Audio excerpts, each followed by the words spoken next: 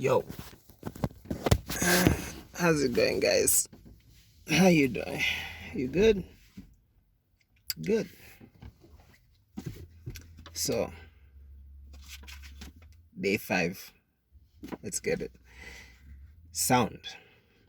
Wind in the cave. Movement in stillness. Power in silence. Huh. How do you get a wind in a cave? Usually caves have like really dead air.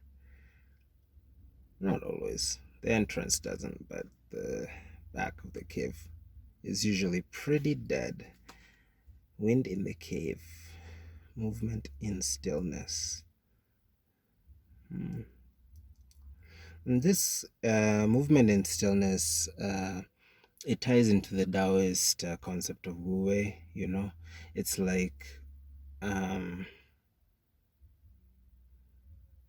there's that whole concept of non-duality, and this is also common in Buddhism, that something can embody both aspects of its extreme nature at the same time without being contradictory. And this is applied most heavily in like martial arts, in like Tai Chi and things like that.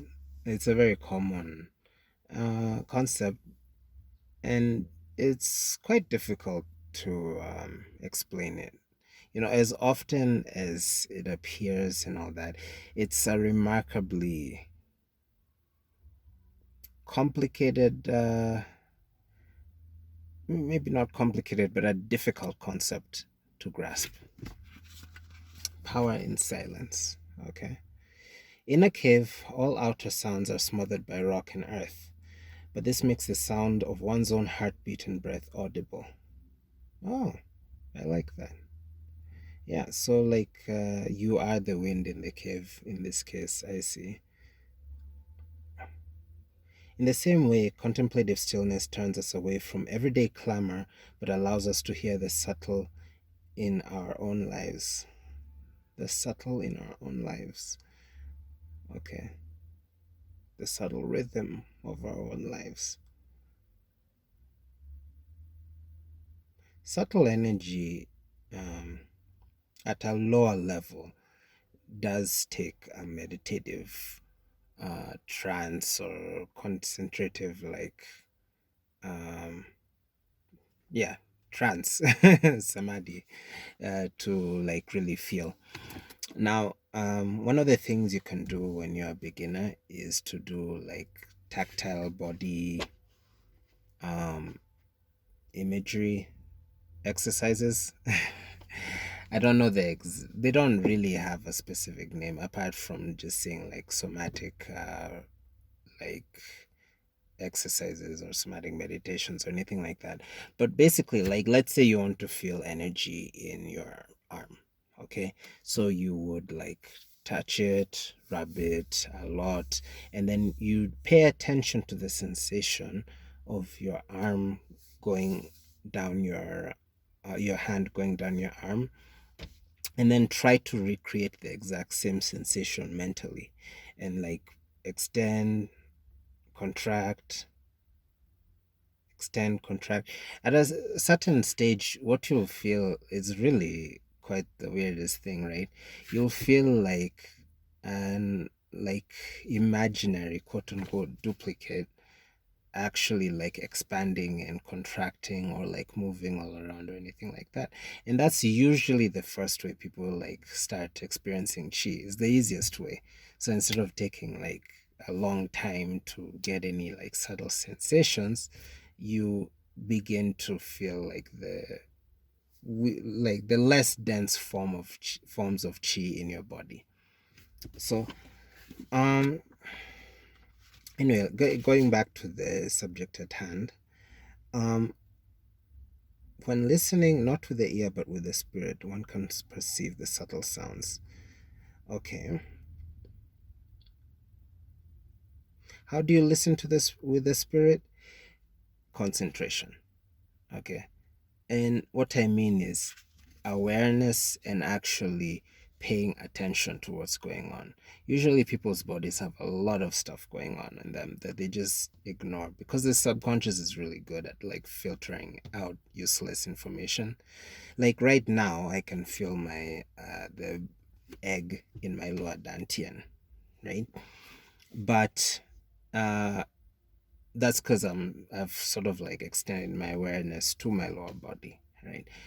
While I'm just walking around and all that, I'm just usually just in my head, thinking of whatever task is at hand, right?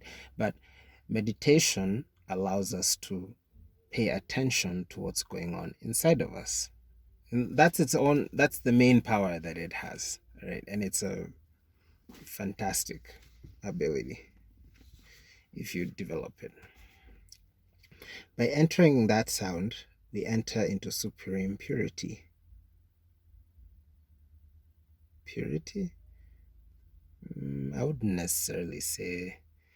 Okay, there's a lot of like stuff that goes on inside the body that seems to like push and pull against each other. Okay, the sometimes, especially in chi isn't working harmoniously. Like for example, me and my third eye, right, that I keep complaining about. It can is your own mind sometimes struggles against the body, or the body in the case of disease struggles against other parts of itself. I wouldn't maybe the author is referring to the deeper end stages of cultivation where you are operating at a harmonious state, the supreme purity of that state. Okay. That is why so many religious traditions praise, sing, or chant as a prelude to silence. Yeah, it's getting chanting and rituals in general are a very good way of shifting your mindset from the common day to day one to the contemplative, meditative one. I highly recommend them if you do that. For me, I personally do prayer as a way to enter into my practice, just because it sort of like shuts. I can't do prayer the way I do it unless my monkey mind shuts up for just a little bit. And that little breathing room allows me to go into meditation correctly and stuff like that. It also helps with the chi. They understand that the repetition and absorption of sound leads to sacredness itself. Mantras, right? Mantras are extremely powerful. They are used as a way to attain enlightenment. Okay, and there's certain mantras that if you want to like form a connection with a specific deity or the representation of that deity, you chant them, or like they're mantras for basically just about everything, right? um i I like the om mantra just because I just like it. I don't need a reason to like it, right? I just do. But there are many others you can do. Like for example, one of the first meditations I used to do was Sudarshan Chakra Kriya. And in it, like, well, I didn't know any of this shit back then, right? But you basically are like, in a way, opening the dantian, the lower dantian, by you doing compressions in the lower abdomen and internally repeating Wahe Guru, Wahe Guru. I think like 32 times.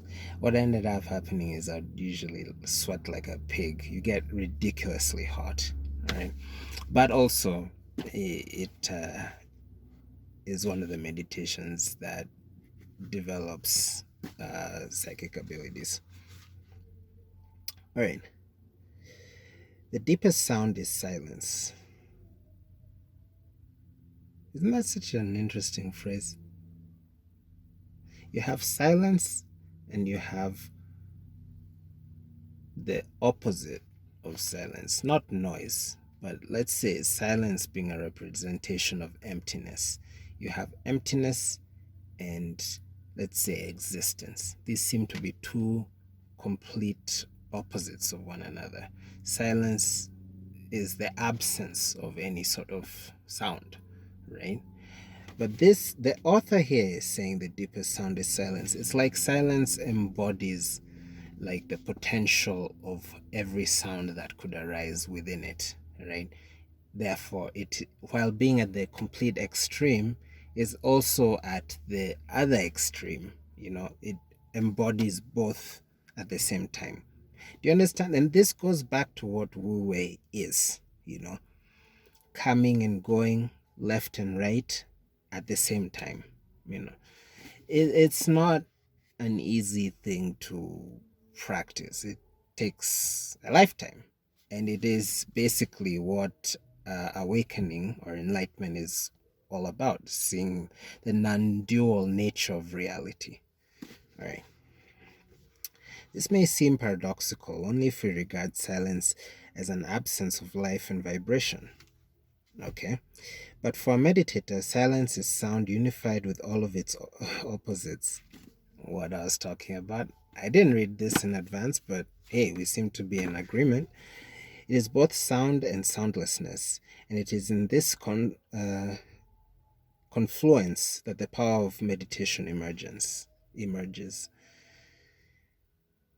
It is both sound and soundlessness, and it is in this confluence that the power of meditation emerges. I like that sound. I really wish the author would, or I guess he has in other um, other books and other talks discussed like the names of the various concepts. Um, this is patently, you know, uh, Eastern esoteric wisdom, specifically wuwei. And I'm the kind of person who just likes seeing like the original. I understand this is for like the everyday person, right? And it's awesome in that regard, right? I wish there was like another like 365 Dao, like the full version. How cool would that be?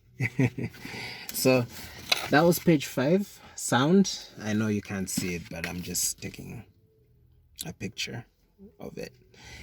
And thank you so much for tuning in. Hope to see you tomorrow. Bye.